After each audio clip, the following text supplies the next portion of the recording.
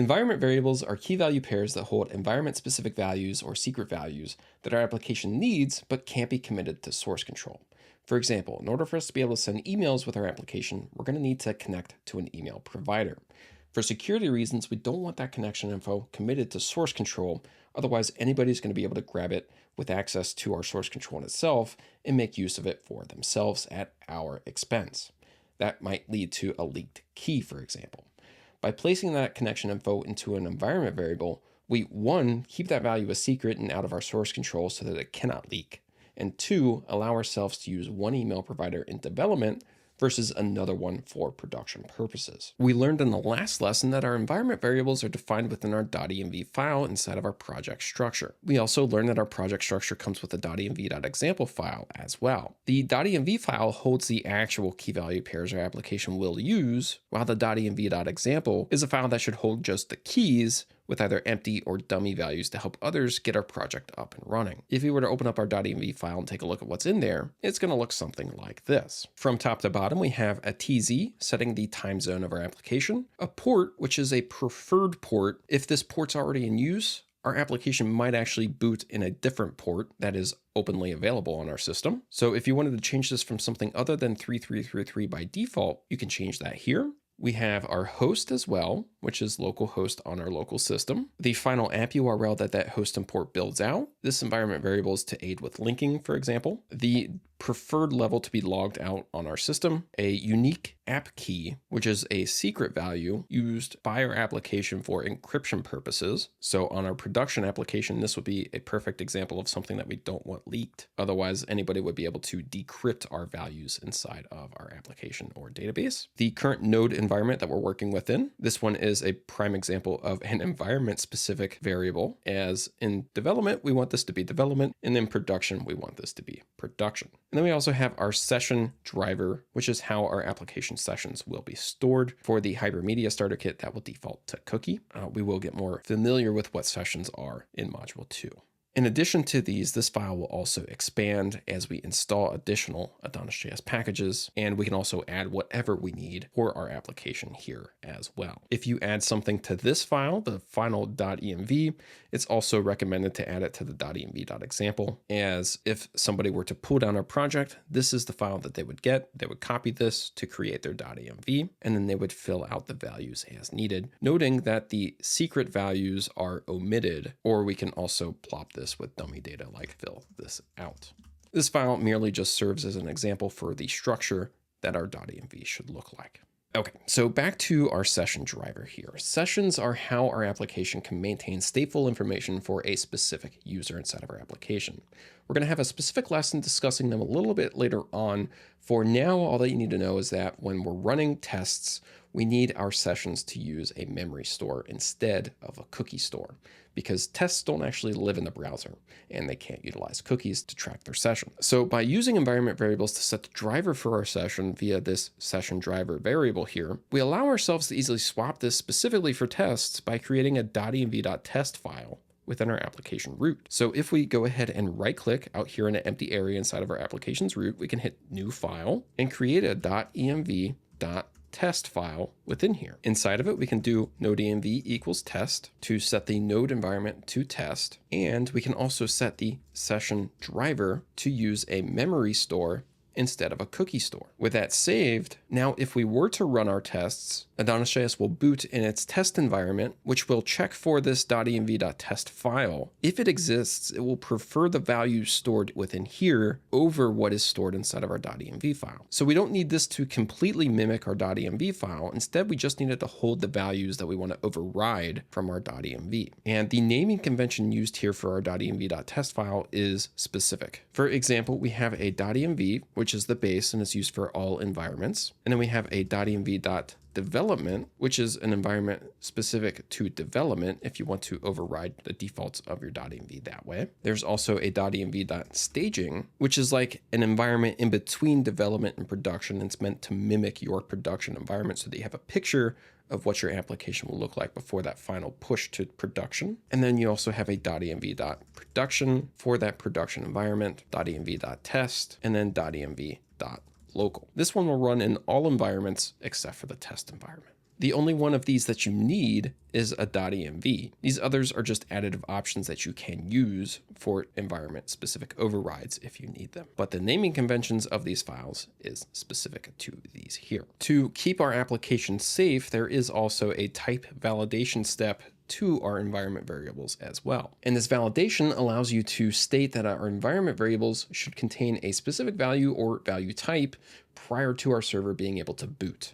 This feature has actually saved me a few times. As you get to working on a feature, you forget that you add an environment variable to it, go to deploy, find out in production that it doesn't yet have that environment variable. So don't sleep on this feature. It is vitally important to help you prevent runtime errors in your production environment should you happen to forget that you actually added an environment variable to your project inside of your .env. These validations are defined within our start directory inside of the env.ts file. As you might have noticed whenever we were taking a look at our AdonisRC.ts, despite this living inside of our start directory, it's not actually listed inside of our preloads. That's because this is imported by our bin. So if we take a look at our server.ts file inside of here, the igniter kind of gets everything going. Think of it like the spark that sets the flame inside of your water heater, for example. And then it taps in to the booting lifecycle to import our start env file this way. Whenever AdonisJS runs through our preload files within the AdonisRC.ts file, they're actually run in parallel, so there's not a guaranteed order there.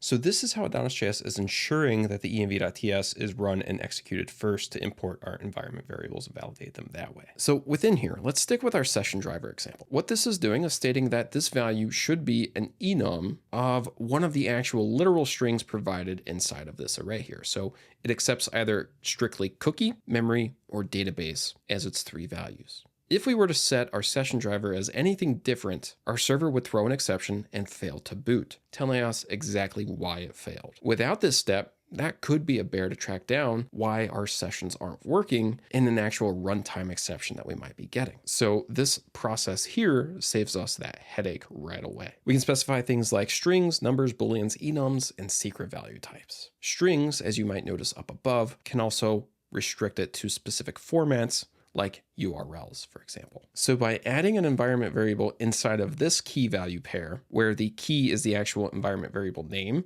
and the value here describes what that value should look like inside of our actual .env file, we're able to validate the .env file in itself to ensure that we have everything that we need for our application to run. For example, let's take a look at one of those errors. So let's set this session driver to not real, a value that's not within that enum list that we just saw. And let's open up our terminal. I'm going to go ahead and condense that back down. Okay, let's do npm run dev to attempt to start our server back up. Once we run that, you'll see that we get an exception. Our application actually fails to boot, and the exception tells us exactly why it failed. Session driver, the env variable, must be one of these: cookie, memory, or database. The current value is not real. So without this, our application would have booted, and we would have had to have found that out the hard way via a runtime exception and then track it down from there. So this is a fantastic step to have in our workflow to save us that headache.